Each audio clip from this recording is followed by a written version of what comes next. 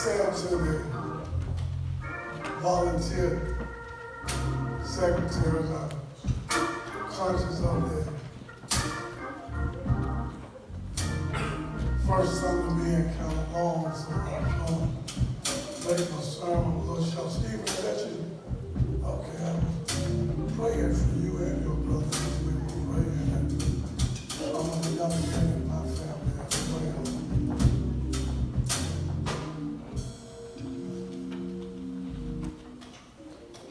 Reverend Walker mentioned Epiphany, and this kind of hinges around that time. Matthew,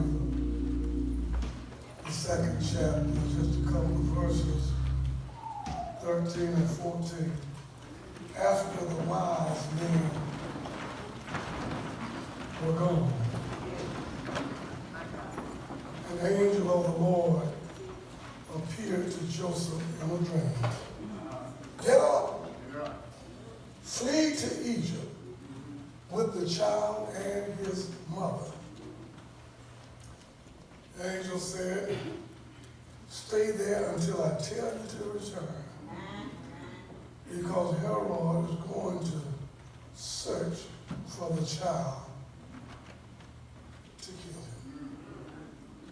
I want to teach a little bit from the thought, follow your dreams. Follow your dreams. Imagine what would have happened to Jesus if Joseph hadn't followed his dream. Now, that wasn't the first dream that he had. He had another dream to go ahead and marry that girl. She had betrayed you. So maybe we need to pay closer attention. But to realize your dreams, there are several things to be considered. First and foremost, is consulting with God, pleading for his acceptance and blessing of your dream as his will. Did y'all get that? Ask him if your dream is in keeping with his will. Then his guidance you need to seek. You see, if your dream or vision is of God, he will make the provisions for you to accomplish the goals of your dream. Now, it isn't always money, y'all,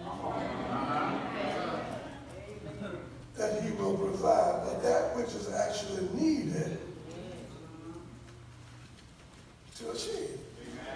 For instance, when I was there to organize this church, I had no pastoral experience. I had prepared for another endeavor of work. I had very little preaching experience. I didn't get a chance to preach like you guys do down here. Rarely, preacher had to be out of town. But what I did have was a close relationship with the Lord.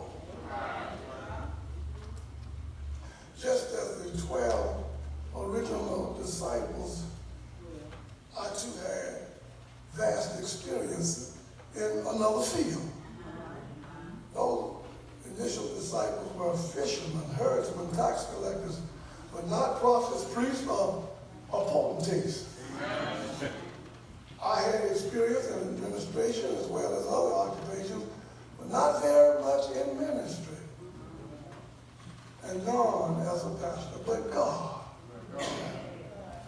God placed people in my path to help direct me along the way, to fulfill the dream he had given me. And you know, I wouldn't be deterred. I wouldn't be distracted. There were larger churches that had more salary to offer me.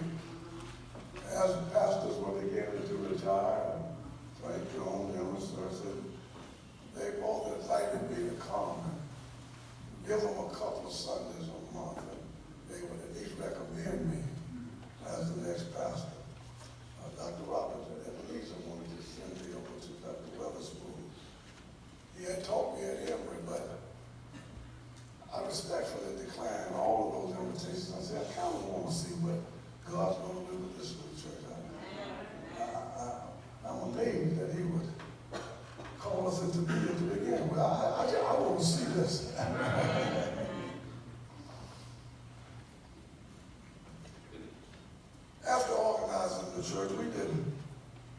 vote on a series of names that this church might be called. I just asked God what was the name to be. And when he told me it was to be called the Chapel of Christian Love, I argued that the name was too long of a name. I told God it didn't fit well on checks or stationaries. I even asked him why chapel rather than temple of cathedral. He simply said that cathedral would sound too large and temple sounded too prohibitive. People you're going to have being temple dwellers. He said this church was to be a safe, sacred space where any person could feel accepted and loved. So you see that you really can consult with God if you're open to hearing and obeying his instructions. The problem is that we want to instruct God and how he should bring our dreams to fruition. Well, the next thing you must do, you must become a person of moral integrity. There ought to be some things that are just off limits and you simply refuse to do in order to realize your dream. You ought not have to lie. Stealing and cheating ought to be off limits. All those things ought not to be a means to fulfilling your dream. But some folk think the means justifies the end. That's not so. The psalmist said in Psalms 1:1-3, all the joys of those who do not follow the advice of the wicked, or stand around with sinners, or join in with mockers. But they delight in the law of the Lord, meditating on it day and night. They are like trees planted along the riverbank, bearing fruit each season. Their leaves never wither, and they prosper in all that they do. So you ought to watch the company you keep. Hello?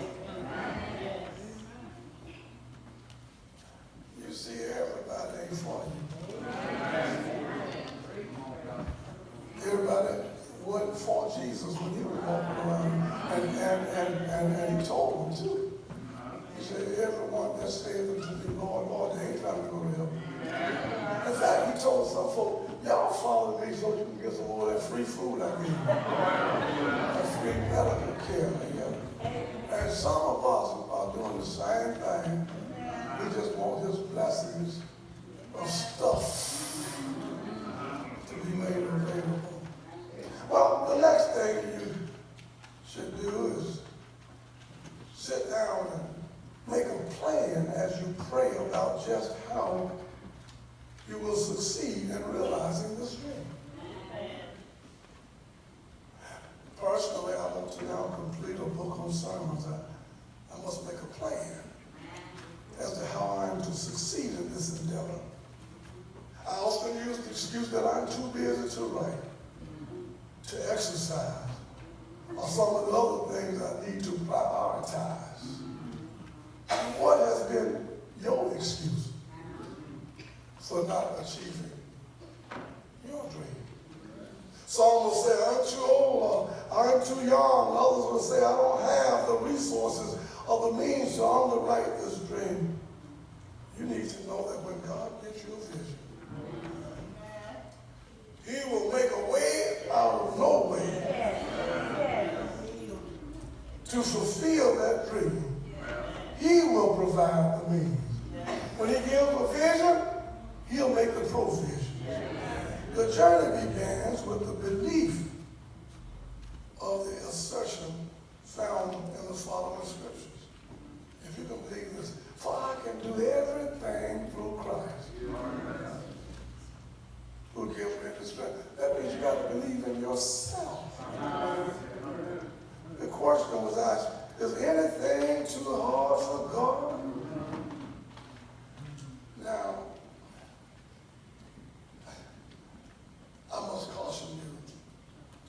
careful about how you manage the resources God entrusts to you.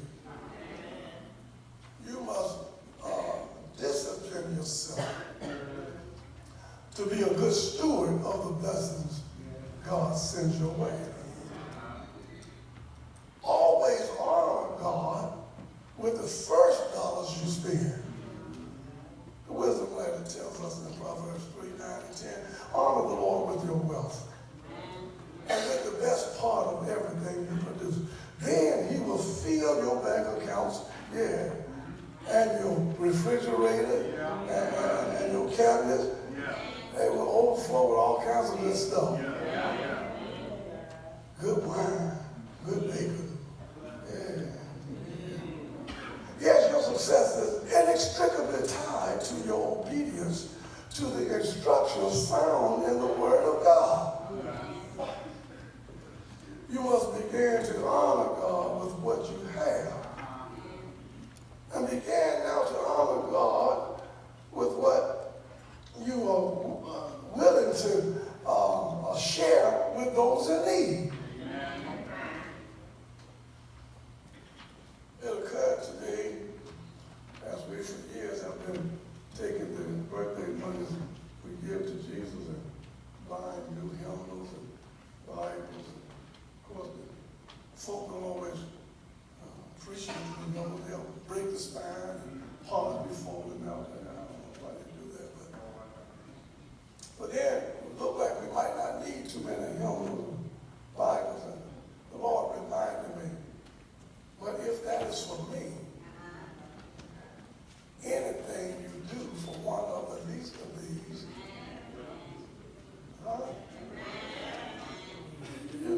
you're doing it for me. In other words, you're not seeing the bigger picture.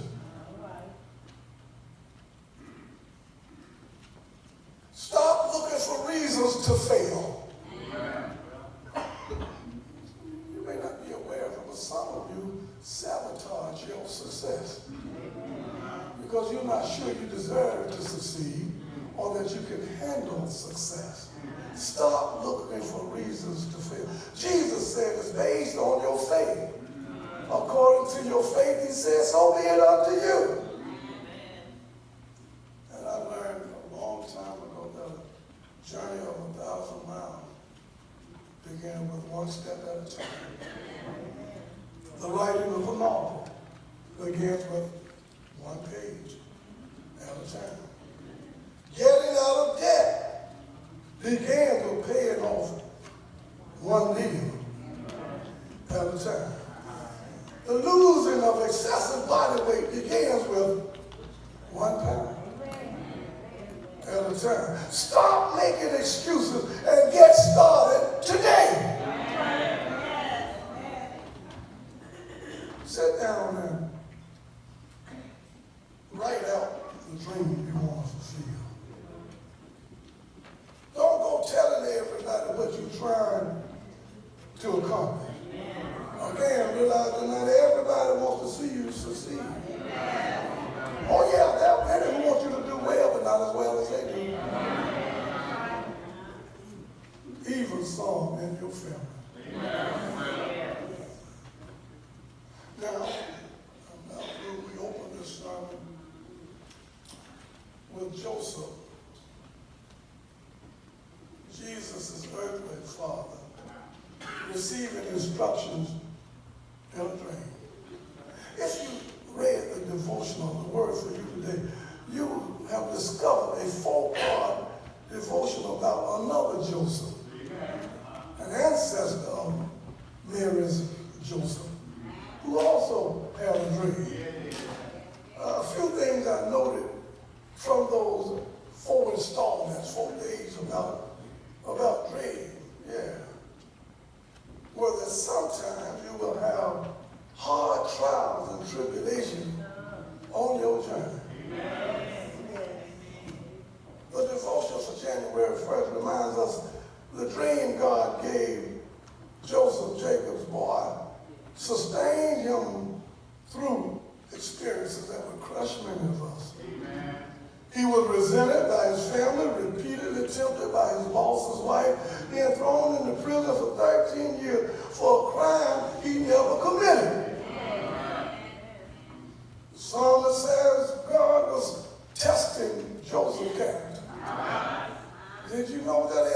now and then, God will send a test your way.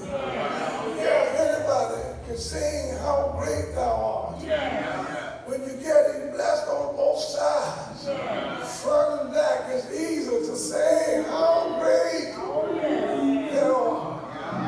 It's easy to come to church and praise the Lord when you're healthy and got nothing but good news from the doctor. Oh, but every now and then, we get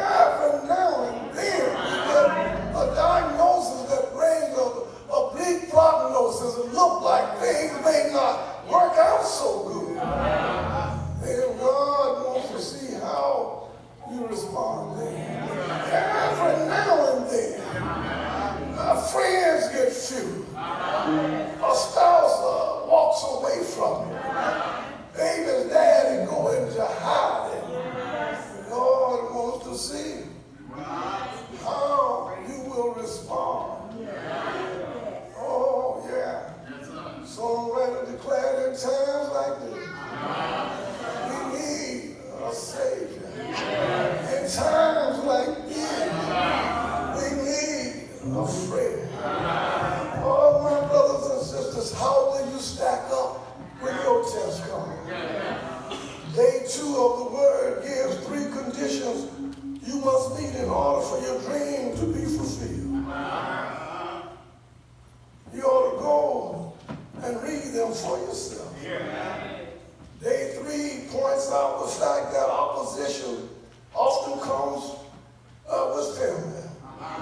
Joseph's brothers envied him. The prodigal son's older brother was jealous of him and resented his father's love for him. David's father-in-law tried to kill him. Oh yes, it may come from your family, I tell you. So you may not get much support from family. Day 4 tells us that when God gives you a dream, it will bless not only you, but it will bless others as well. So go on and get started. Make your plans and listen to God just as Joseph did. When he took his wife, Mary, and the baby Jesus to safety in Egypt. Now you ought to hear the encouraging words of King Solomon as he addresses the possibility of your success. Ecclesiastes record these words. He said, I have observed something else under the sun. While the fastest runner doesn't always win the race, and the strongest warrior doesn't always win the battle. All my brothers and sisters, the wise sometimes goes hungry, and the skillful are not necessarily wealthy. And those who may have a little education don't always lead successful lives. It's all, amen, decided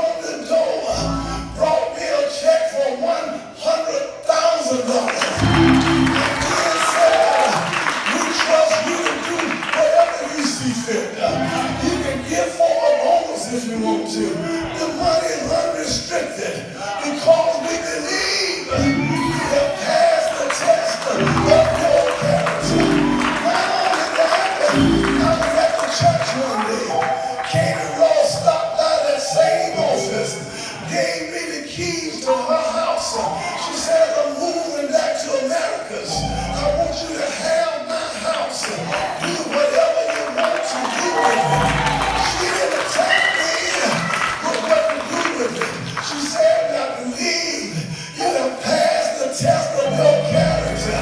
She knew I would use that house to help somebody. The first thing I did was put the house in the name of the Chapel of Christian Love. I had sense enough to know God wasn't giving me somebody's house. He had already given me mine. But he gave it to somebody that had a place to live. I wish I had time to tell you how we are in the right place at the right time. The doors at ITC swung open and I just walked on in. I wish I had time to tell you that a piece of mail came to my attention talking about a class up at Harvard Business School up in Cambridge, Maryland. I knew I didn't want to spend that kind of money. I got on the phone and called them and said I need that class, but I ain't got that money. They said, can you get a plane ticket? I said, yeah, I can get a plane ticket. They said, come on up. You don't know what the Lord has in store for you, but you got to believe. Then you will succeed. Whatever, the mind, whatever you can, amen, think about, amen, whatever you can believe in your heart, whatever the mind can conceive, the heart can believe. With God's power, with God's power, with God's power, you will achieve. I mentioned this church, the first Sunday we had service, I didn't know where it was going to be. We had no building. We had no place. I told the folk to come Sunday, we're going to have church